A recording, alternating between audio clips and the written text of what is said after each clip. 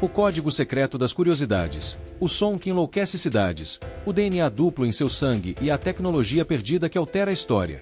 Existe um som que só algumas pessoas ouvem e que pode levar à loucura. E se eu te dissesse que ele é apenas o começo de uma verdade oculta em seu próprio corpo e no passado da humanidade? O som fantasma que assombra o mundo. Imagine um zumbido.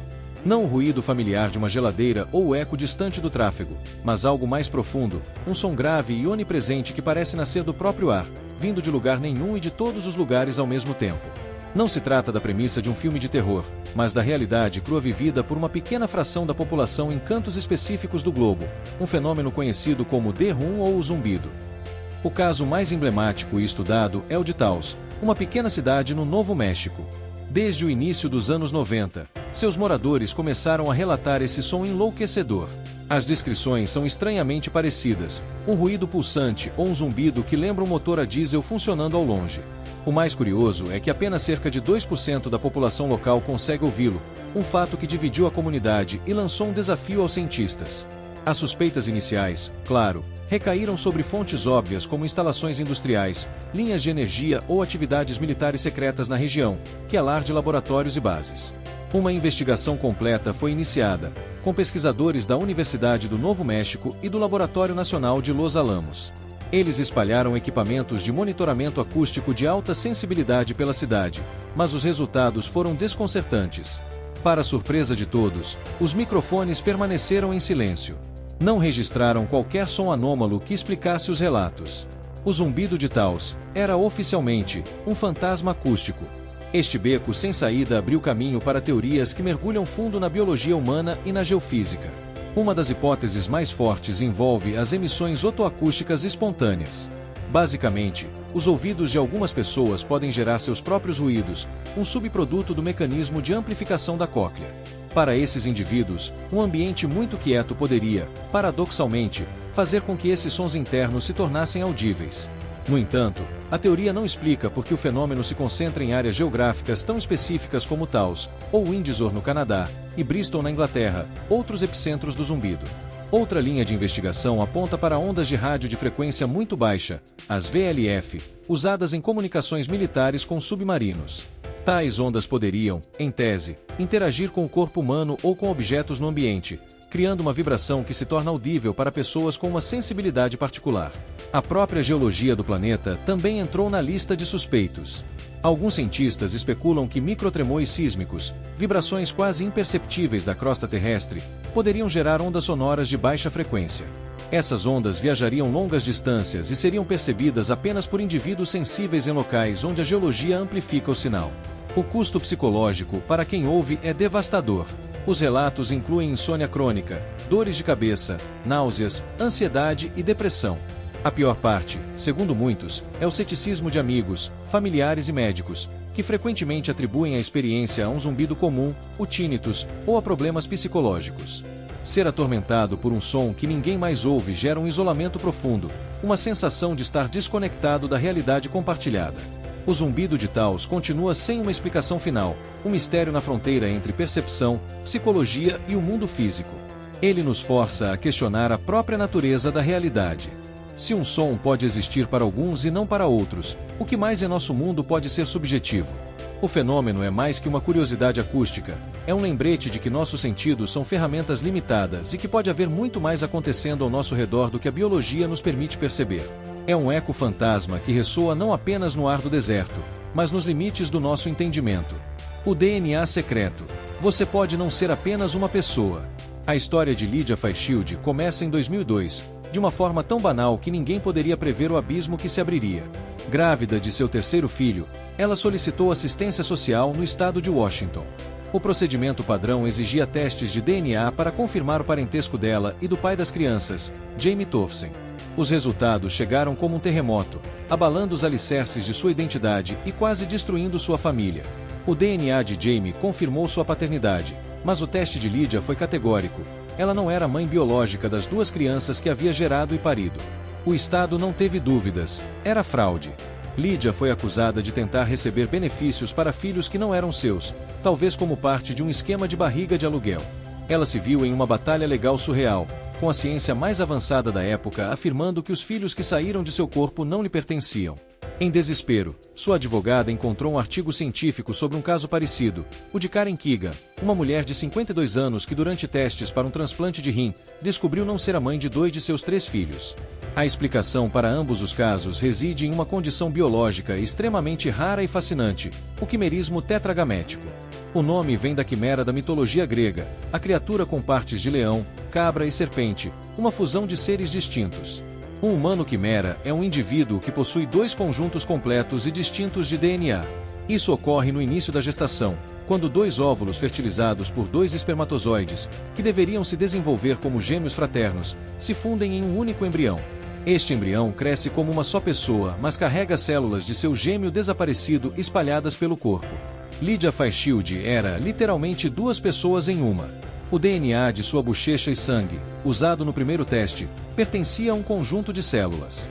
Mas o DNA de seu sistema reprodutivo, extraído de seu colo do útero, pertencia ao outro conjunto, o de sua irmã gêmea que nunca nasceu, mas que vivia dentro dela. Foi este segundo DNA que ela passou a seus filhos. Um teste final no DNA da mãe de Lydia, a avó das crianças, selou o caso, provando que ela era avó de crianças que geneticamente não tinham mãe.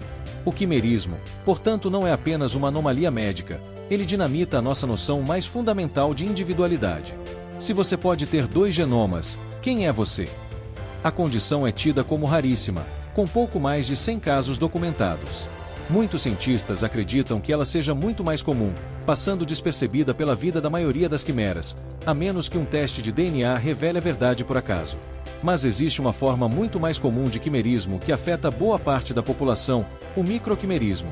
Durante a gravidez, mãe e feto trocam uma pequena quantidade de células pela placenta. Células do feto podem entrar na corrente sanguínea da mãe e se instalar em órgãos como cérebro, coração e fígado, permanecendo ali por décadas. O mesmo acontece no sentido inverso. Isso quer dizer que a maioria das mulheres que já esteve grávida carrega um legado celular vivo de seus filhos. Estudos já encontraram DNA masculino no cérebro de mulheres que faleceram décadas após darem à luz a meninos. As implicações disso são profundas e ainda estão sendo decifradas. Alguns estudos sugerem que essas células fetais podem ajudar a reparar tecidos maternos, agindo como células-tronco. Outros as associam a um risco maior de certas doenças autoimunes. O quimerismo, em qualquer de suas formas, revela que a fronteira biológica entre o eu e o outro é muito mais tênue do que imaginamos. Somos mosaicos, arquivos vivos que carregam os traços de nossos gêmeos ou de nossos filhos. A história de Lydia Fairchild é mais que um caso jurídico bizarro, é uma janela para a complexidade oculta em nosso código genético. A prova de que a identidade é uma tapeçaria tecida com fios que, por vezes, pertencem a mais de uma pessoa. A máquina do tempo grega, a tecnologia que a história esqueceu. O ano era 1900. Perto da ilha de Antiquitera, uma tempestade violenta forçou um grupo de mergulhadores de esponjas a procurar refúgio. Foi o acaso que os levou a uma das descobertas arqueológicas mais desconcertantes de todos os tempos, um antigo naufrágio romano. Entre estátuas, ânforas e moedas, eles trouxeram à superfície um objeto que não fazia sentido, um bloco de bronze corroído, do tamanho de uma caixa de sapatos, que parecia guardar um mecanismo de engrenagens. Por décadas, este artefato, o mecanismo de Antiquitera, foi um enigma nos porões do Museu Arqueológico Nacional de Atenas. Os poucos que o estudaram imaginavam ser algum tipo de relógio astronômico, mas sua complexidade parecia impossível para a época de sua criação, por volta de 150 a 100 a.C. A história que aprendemos nos diz que engrenagens tão complexas, especialmente as diferenciais, capazes de somar e subtrair movimentos, só surgiriam mais de 1000 anos depois, nos relógios das catedrais medievais. O mecanismo de Antiquitera era uma impossibilidade. Um anacronismo. Uma peça de tecnologia que parecia ter caído de uma máquina do tempo, vinda do futuro para o passado distante. Apenas na segunda metade do século XX, e principalmente nas últimas 2 décadas com o uso de tecnologias de imagem avançadas, a verdadeira natureza do dispositivo foi revelada.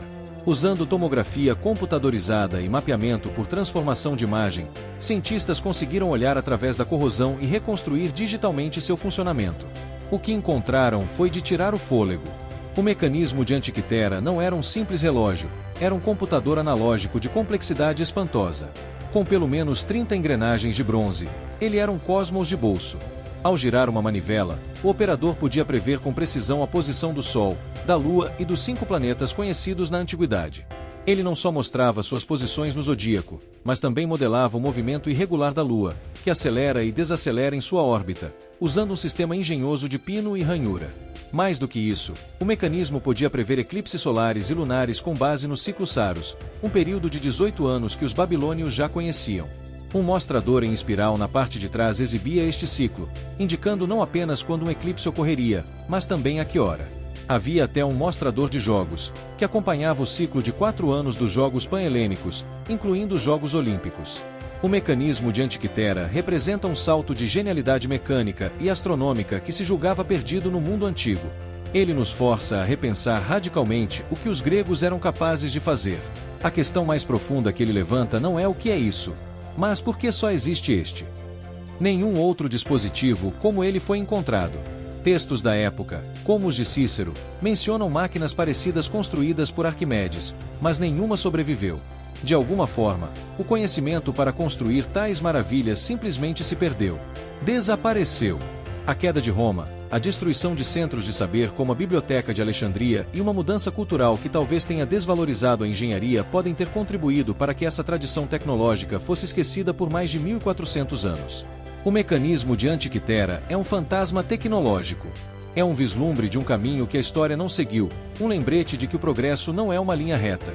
Ele prova que o conhecimento pode ser adquirido e depois perdido em grande escala. Ele nos obriga a perguntar que outras maravilhas, que outras tecnologias e que outro entendimento do universo podem estar esquecidos, enterrados na areia do tempo ou no fundo do mar, esperando para reescrever tudo o que pensamos saber sobre o passado.